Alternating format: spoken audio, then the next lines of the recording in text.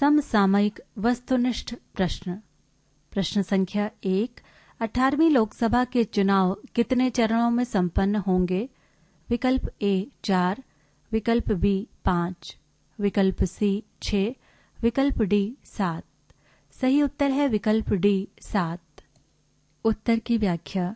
18वीं लोकसभा के चुनाव 7 चरणों 19 अप्रैल, 26 अप्रैल, 7 मई, 13 मई, 20 मई, 25 मई तथा 1 जून 2024 को संपन्न होंगे। प्रश्न संख्या 2। निम्नलिखित पर विचार कीजिए। 1. ग्वालियर किला, 2. धामनर गुफाएं, 3. भोजेश्वर महादेव मंदिर भोजपुर, 4. चंबल घाटी की शिलाकला, 5. खूनी भंडार बुरहानपुर, 6. गोंड मेमोरियल रामनगर। उपर्युक्त में से कितने स्थलों को यूनेस्को विश्व धरोहर की अन्वीक्षात्मक सूची में शामिल किया गया है? विकल्प ए केवल 3, विकल्प बी केवल 4, विकल्प सी केवल 5, विकल्प डी सभी 6। सही उत्तर है विकल्प डी सभी 6। प्रश्न संख्या 3। निम्नलिखित में से किस राज्य की विधानसभा के लिए सामान्य चुनाव लोकसभा सामान्य चुनाव 2024 के साथ संपन्न हो रहे हैं? 1. अरुणाचल प्रदेश, 2. आंध्र प्रदेश, 3. ओडिशा, 4. सिक्किम। सही कूट है विकल्प ए केवल 2 और 3, विकल्प बी केवल 1 और 4, विकल्प सी केवल 1, 2 और 3, विकल्प डी 1, 2, 3 और 4 सभी। सही उत्तर है विकल्प डी 1, 2, 3 और 4 सभी। प्रश्न संख्या 4। ग्रेट इंडियन बस्टर्ड यानी गोदावन के बारे में निम्नलिखित में से कौन सा कथन असत्य है? विकल्प ए भारत और पाकिस्तान में पाया जाने वाला यह पक्षी international union for conservation of nature यानी IUCN के अनुसार गंभीर रूप से संकट में है। विकल्प ए कि भारत का राष्ट्रीय पक्षी है। विकल्प सी बिजली की उच्च शक्ति पारेषण लाइनों से टकराकर इनकी मृत्यु हो जाती है।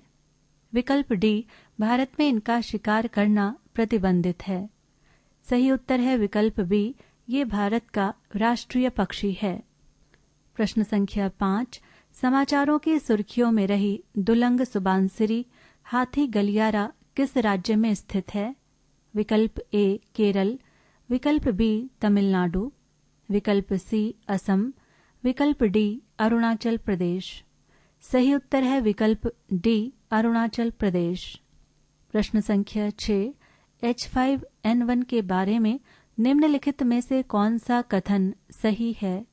विकल्प ए ये एक विषाणु है, विकल्प बी सामान्यतया ये मानवों और पशु पक्षियों को संक्रमित करता है, विकल्प सी इससे वाणिज्यिक कुक्कुट पालन बुरी तरह से प्रभावित हुआ है, विकल्प डी उपर्युक्त सभी। सही उत्तर है विकल्प डी उपर्युक्त सभी। प्रश्न संख्या 7। संरक्षित स्मारकों के बारे में निम्नलिखित कथनों पर विचार कीजिए। 1. किसी स्मारक को संरक्षित सूची से हटाए जाने का कार्य भारतीय पुरातत्व सर्वेक्षण द्वारा किया जाता है। 2. किसी स्मारक को संरक्षित स्मारक सूची से हटा लिए जाने के बाद भी उसके आसपास निर्माण कार्य नहीं किया जा सकता। उपर्युक्त में से सही है विकल्प ए केवल 1, विकल्प बी केवल 2, विकल्प सी 1 और 2 दोनों, विकल्प डी ना तो 1 और ना ही 2। सही उत्तर है विकल्प ए केवल 1। उत्तर की व्याख्या। अभी हाल ही में भारतीय पुरातत्व सर्वेक्षण ने केंद्रीय संरक्षित स्मारकों की सूची में से 18 स्मारकों को हटा लिए जाने का निर्णय लिया है, जैसे कोस मीनार संख्या 13 मुजेसर गांव हरियाणा, बाराखंबा कब्रिस्तान दिल्ली, गुन्नेर बुरकिल का मकबरा झांसी जनपद, गऊघाट कब्रिस्तान लखनऊ, तोलिया नाला बौद्ध खंडहर वाराणसी, प्राचीन स्मारक एवं पुरातात्विक स्थल तथा अवशेष अधिनियम 1958 के प्रावधानों के तहत सूचीबद्ध संरक्षित स्मारकों के पास निर्माण कार्य नहीं कराया जा सकता, लेकिन यदि भारतीय पुरातत्व सर्वेक्षण किसी स्मारक को इस सूची से हटा देता है तो उसके आसपास निर्माण कराया जा सकता है। प्रश्न संख्या 8। अभी हाल ही में ग्यालसुंग अधोरचना परियोजना के वित्तीयन हेतु किन देशों के बीच समझौता ज्ञापन पर हस्ताक्षर किए गए हैं? विकल्प ए भारत और भूटान, विकल्प बी चीन और नेपाल, विकल्प सी भारत और नेपाल, विकल्प डी चीन और म्यांमार। सही उत्तर है विकल्प ए भारत और भूटान। उत्तर की व्याख्या। ग्यालसुंग एकेडमी से संबंधित अधोरचना विकास हेतु भारत सरकार और भूटान सरकार के बीच जनवरी 2024 में 1500 करोड़ रुपए की वित्तीय सहायता प्रदान करने का समझौता ज्ञापन पर हस्ताक्षर किए गए थे। प्रश्न संख्या 9। निम्नलिखित देशों पर विचार कीजिए। 1 भारत, 2 चीन, 3 जापान, 4 संयुक्त राज्य अमेरिका, 5 रूस यानी सोवियत संघ, 6 फ्रांस। उपर्युक्त में से कितने देशों के अंतरिक्ष यान चंद्रमा पर सॉफ्ट लैंडिंग करने में सफल हो चुके हैं? विकल्प ए केवल 3, विकल्प बी केवल 4, विकल्प सी केवल 5, विकल्प डी सभी 6। सही उत्तर है विकल्प सी केवल 5। उत्तर की व्याख्या। संयुक्त राज्य अमेरिका, सोवियत संघ, भारत, चीन तथा जापान के अंतरिक्ष यान सफलतापूर्वक चंद्रमा पर सॉफ्ट लैंडिंग कर चुके हैं। प्रश्न संख्या 10। एक ज्वालामुखी के फटने से समाचारों की सुर्खियों में रहा रेगजेंस प्रायद्वीप निम्नलिखित में से किस देश का हिस्सा है? विकल्प ए फिलीपींस, विकल्प बी आइसलैंड, विकल्प सी रूस, विकल्प डी कनाडा। सही उत्तर है विकल्प बी आइसलैंड। उत्तर की व्याख्या। आइसलैंड के दक्षिण पश्चिमी भाग में स्थित रेगजेंस प्रायद्वीप एक प्रशासनिक इकाई है जिसका नामकरण रेगजेंस कागी के दक्षिणी स्थल रेगजेंस के नाम पर किया गया है। वर्ष 2024 में इस क्षेत्र में ज्वालामुखी लावा निकलने की घटनाएं हुई हैं। प्रश्न संख्या 11। निम्नलिखित में से किन देशों की तीनों रक्षा सेनाओं ने उभयचर अभ्यास टाइगर ट्रम्प 2024 में हिस्सा लिया? विकल्प ए भारत ऑस्ट्रेलिया, विकल्प बी भारत संयुक्त राज्य अमेरिका, विकल्प सी संयुक्त राज्य अमेरिका ऑस्ट्रेलिया, विकल्प डी चीन पाकिस्तान। सही उत्तर है विकल्प बी भारत संयुक्त राज्य अमेरिका। प्रश्न संख्या 12। निम्नलिखित में से कौन सा देश औपचारिक रूप से उत्तरी अटलांटिक संधि संगठन नाटो का 32वां सदस्य बना? विकल्प ए फिनलैंड, विकल्प बी उत्तरी मैसेडोनिया, विकल्प सी स्वीडन, विकल्प डी मॉन्टेनेग्रो। सही उत्तर है विकल्प सी स्वीडन। उत्तर की व्याख्या। स्वीडन द्वारा 7 मार्च 2024 को उत्तरी अटलांटिक संधि संगठन में इंस्ट्रूमेंट ऑफ एक्सेशन जमा कर दिए जाने के साथ ही स्वीडन 32वां सदस्य देश बन गया। प्रश्न संख्या 13। निम्नलिखित युग्मों में से कौन सा सही सुमेलित नहीं है?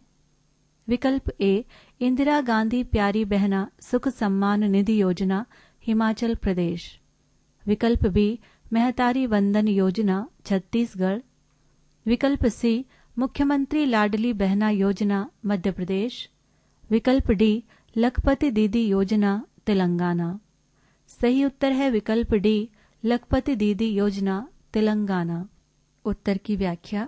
लखपति दीदी केंद्र सरकार की एक महत्वाकांक्षी योजना है जिसमें स्वयं सहायता समूहों से जुड़ी 3 करोड़ महिलाओं को वित्तीय एवं कौशल विकास का प्रशिक्षण प्रदान करके लखपति बनाए जाने का लक्ष्य है। प्रश्न संख्या 14।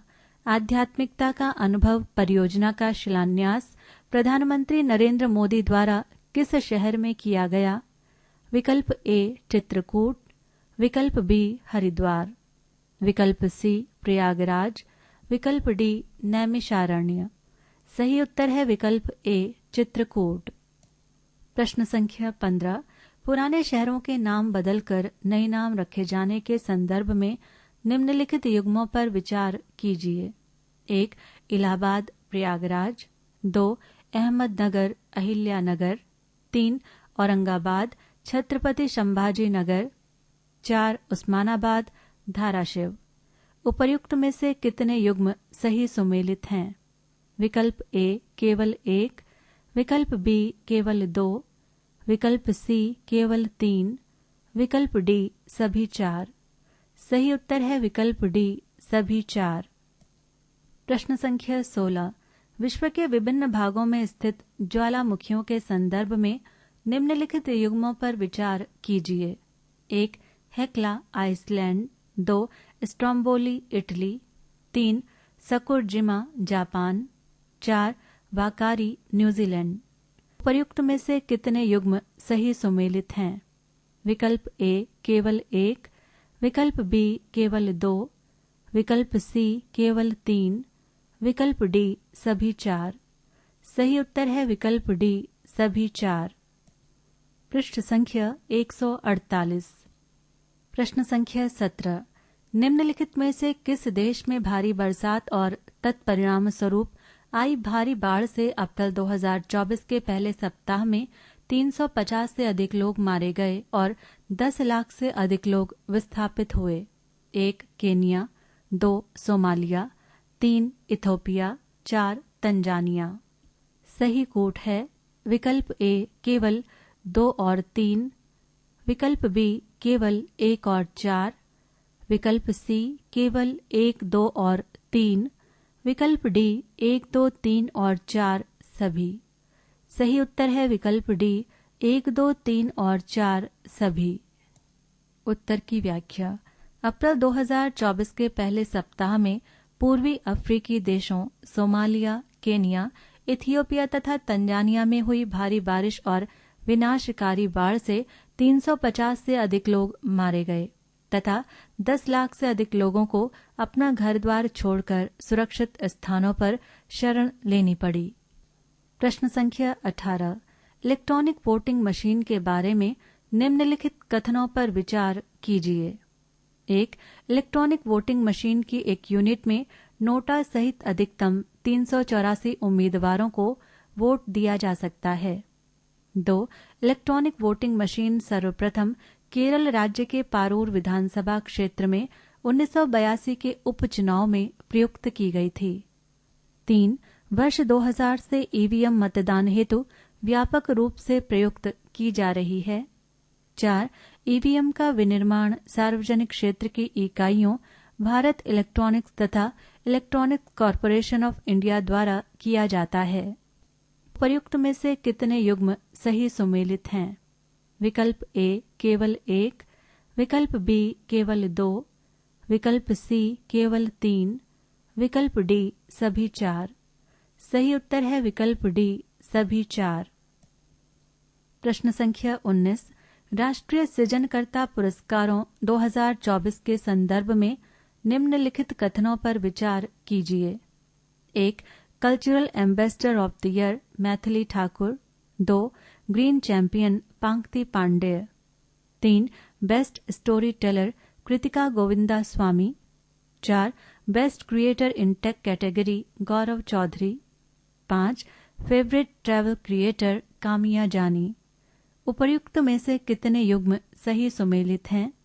विकल्प ए केवल 2, विकल्प बी केवल 3, विकल्प सी केवल 4, विकल्प डी सभी 5। सही उत्तर है विकल्प डी सभी 5। प्रश्न संख्या 20। एयरपोर्ट्स काउंसिल इंटरनेशनल के अनुसार वर्ष 2023 में विश्व का सर्वाधिक व्यस्त हवाई अड्डा निम्नलिखित में से कौन सा था?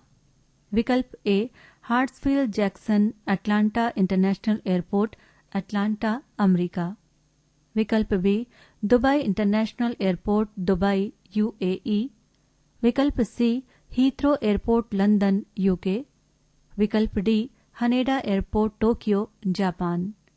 सही उत्तर है विकल्प A Hartsfield Jackson Atlanta international airport Atlanta America. प्रश्न संख्या 21। एकात्मकता की मूर्ति ओंकारेश्वर मध्य प्रदेश में स्थापित की गई है। ये मूर्ति निम्नलिखित में से किसकी है?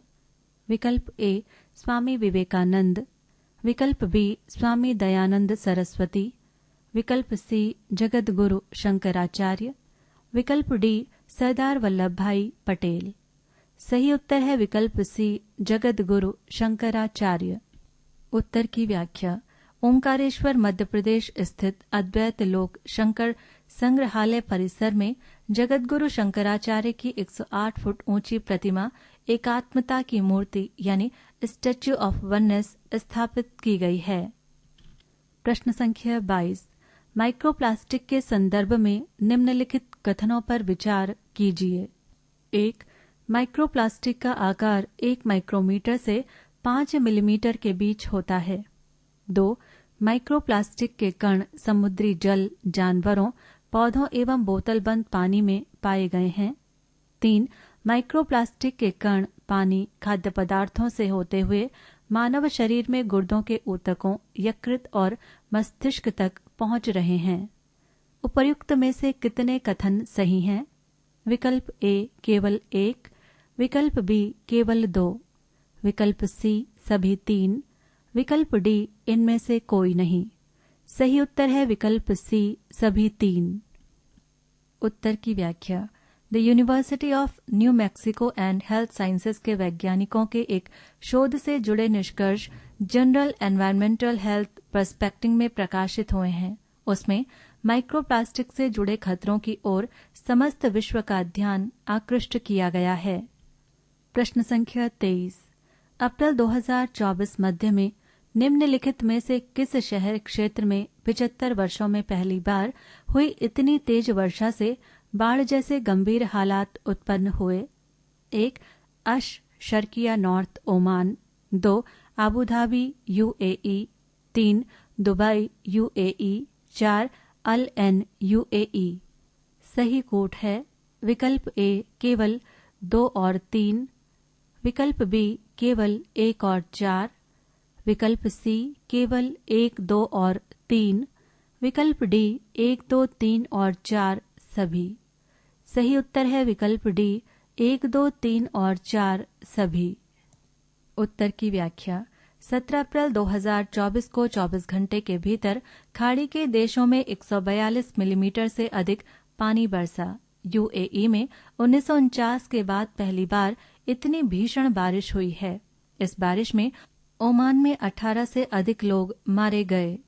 प्रश्न संख्या 24। सर्वोच्च न्यायालय की एक पीठ द्वारा 21 मार्च 2024 को सुनाए गए निर्णय के संदर्भ में निम्नलिखित कथनों पर विचार कीजिए। 1. जलवायु परिवर्तन के विपरीत प्रभाव से बचाव एक विशिष्ट मौलिक अधिकार है। 2. विधि के समक्ष समता तथा समान संरक्षण से संबंधित संविधान का अनुच्छेद 14 इस अधिकार का अहम स्रोत है। 3.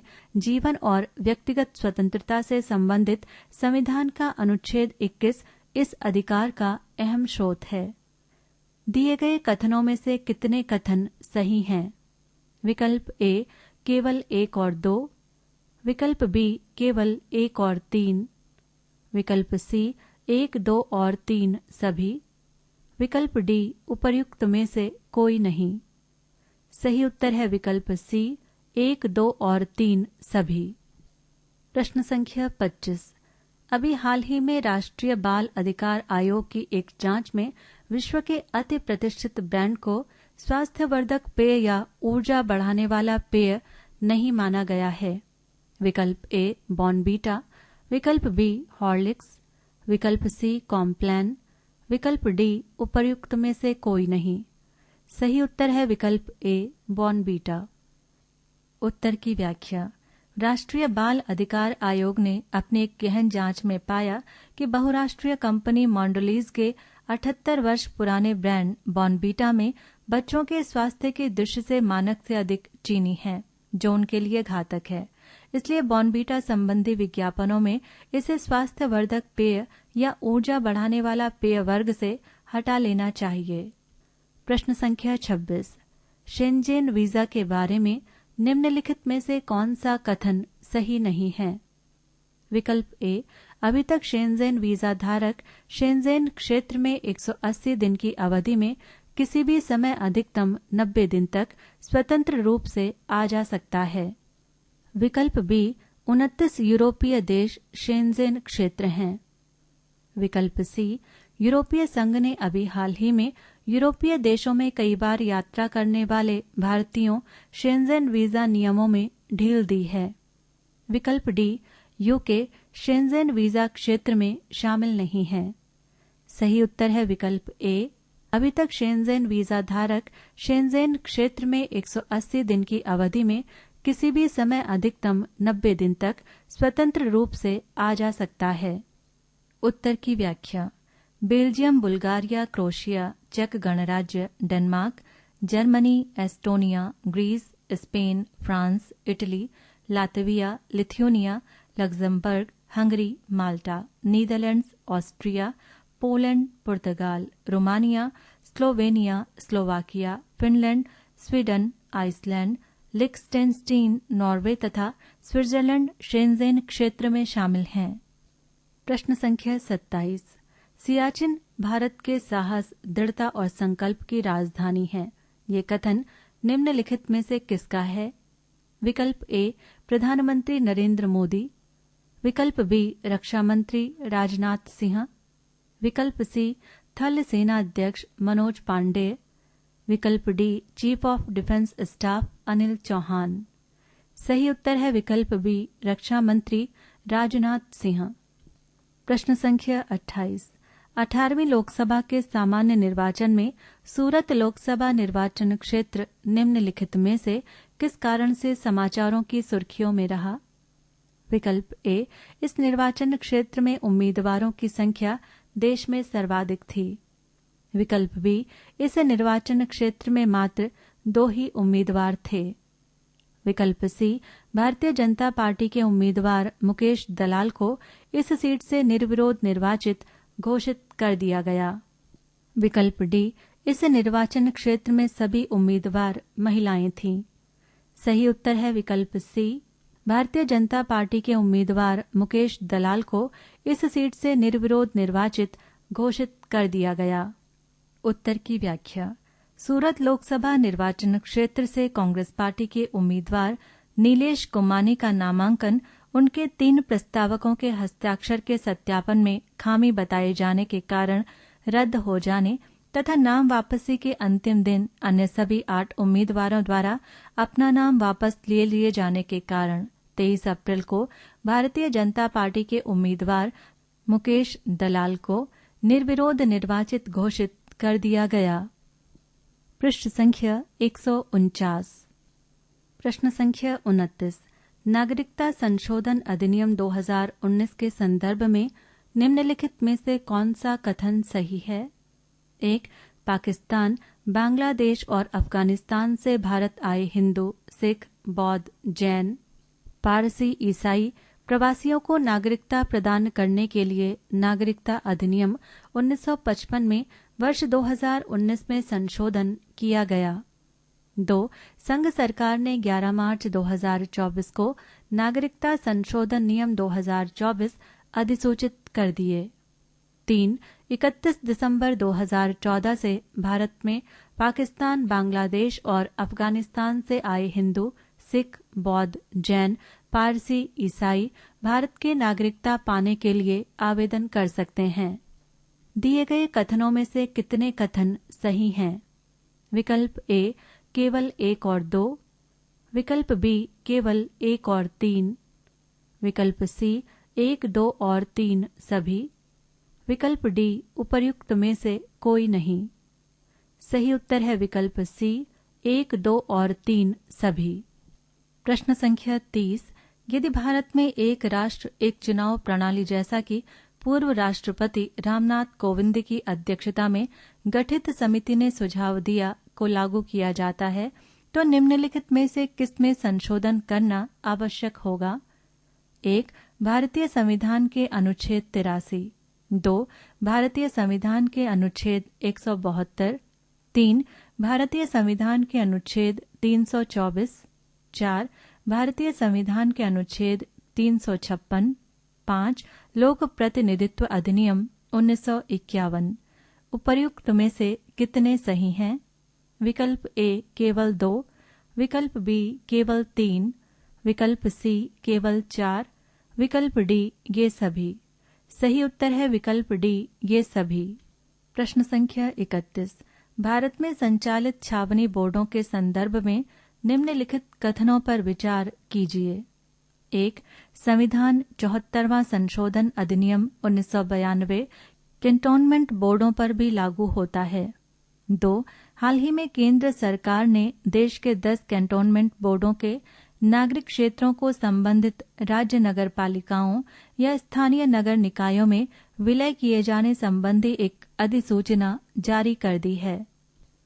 प्रयुक्त में से सही है विकल्प ए केवल 1, विकल्प बी केवल 2, विकल्प सी 1 और 2 दोनों, विकल्प डी ना तो 1 और ना ही 2। सही उत्तर है विकल्प बी केवल 2। प्रश्न संख्या 32। पृथ्वी पर नाइट्रोजन स्थिरीकरण निम्नलिखित में से किस तरीके से होता है? 1. नाइट्रोजन फिक्सिंग रोगाणुओं यानी जीवाणु एवं हरे नीले शैवाल द्वारा। 2. औद्योगिक प्रक्रियाओं द्वारा यानी रासायनिक उर्वरक कारखाने। 3. वायुमंडलीय प्रकाश द्वारा।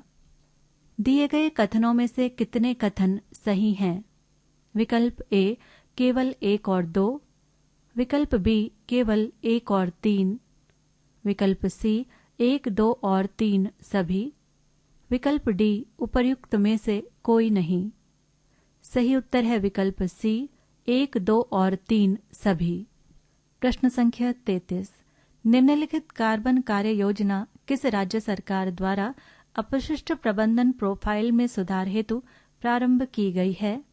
विकल्प ए तमिलनाडु, विकल्प बी बिहार, विकल्प सी केरल, विकल्प डी ओडिशा। सही उत्तर है विकल्प बी बिहार। प्रश्न संख्या 34। संपोषणीय कृषि संवर्धन के संदर्भ में निम्नलिखित पहलों पर विचार कीजिए। 1. संशोधित मृदा स्वास्थ्य कार्ड पोर्टल एवं मोबाइल ऐप। 2. विद्यालय मृदा स्वास्थ्य कार्यक्रम। 3. कृषि सखी कन्वर्जेंस कार्यक्रम। 4. उर्वरक नमूना परीक्षण हेतु CFQ CTI पोर्टल। उपर्युक्त में से कितनी पहलें कृषि एवं कृषक कल्याण मंत्रालय तथा ग्रामीण विकास मंत्रालय द्वारा संयुक्त रूप से प्रारंभ की गई हैं? विकल्प ए केवल 1, विकल्प बी केवल 2, विकल्प सी केवल 3, विकल्प डी सभी 4। सही उत्तर है विकल्प डी सभी 4। प्रश्न संख्या 35। अंतर्राष्ट्रीय श्रम संगठन द्वारा जारी लाभ एवं निर्धनता बलात् श्रम का अर्थशास्त्र रिपोर्ट के संदर्भ में बलात् श्रम से सर्वाधिक वार्षिक अवैध लाभ का क्षेत्र निम्नलिखित में से कौन सा है? विकल्प ए बलात् यौन शोषण, विकल्प बी उद्योग, विकल्प सी सेवाएं, विकल्प डी कृषि। सही उत्तर है विकल्प ए बलात् यौन शोषण। उत्तर की व्याख्या। लाभ एवं निर्धनता बलात् श्रम का अर्थशास्त्र रिपोर्ट के अनुसार सर्वाधिक अवैध लाभ बलात् यौन शोषण से कमाया जाता है। इसके बाद उद्योग, खनन एवं उत्खनन, विनिर्माण एवं निर्माण, सेवा क्षेत्र, कृषि क्षेत्र तथा घरेलू काम शामिल हैं। प्रश्न संख्या 36। निम्नलिखित में से किस उत्पाद को अभी हाल ही में भौगोलिक संकेतांक यानी GI टैग प्रदान किया गया है? 1. क्रोशिया लेस शिल्प। 2. माजुली मुखौटा एवं पांडुलिपि चित्रकारी। प्रयुक्त में से सही है विकल्प ए केवल 1, विकल्प बी केवल 2, विकल्प सी 1 और 2 दोनों, विकल्प डी ना तो 1 और ना ही 2। सही उत्तर है विकल्प सी 1 और 2 दोनों। उत्तर की व्याख्या। पारंपरिक क्रोशिया लेस शिल्प आंध्र प्रदेश के नरसापुर का प्रसिद्ध हस्तकला उत्पाद है, जबकि माजुली मुखौटे और माजुली पांडुलिपि चित्रकारी असम के स्थानीय उत्पाद हैं। प्रश्न संख्या 37। अभी हाल ही में निम्नलिखित में से किस भौगोलिक क्षेत्र को भू विरासत स्थल घोषित किया गया है? 1. पांडबुला गुट्टा। 2. रामगढ़ क्रेटर। प्रयुक्त में से सही है विकल्प ए केवल 1, विकल्प बी केवल 2, विकल्प सी 1 और 2 दोनों, विकल्प डी ना तो 1 और ना ही 2। सही उत्तर है विकल्प सी 1 और 2 दोनों। उत्तर की व्याख्या।